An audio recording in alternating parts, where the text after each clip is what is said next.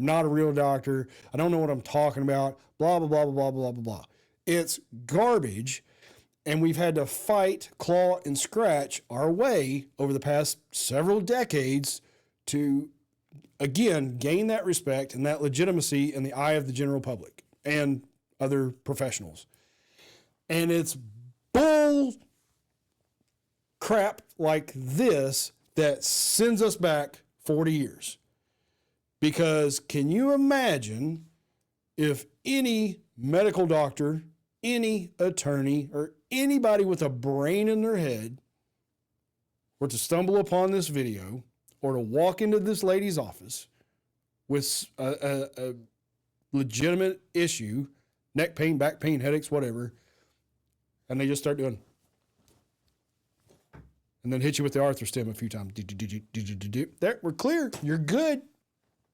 It's garbage. It makes our profession look like garbage, and it sets us back. And it pisses me off. It really does. I hate it.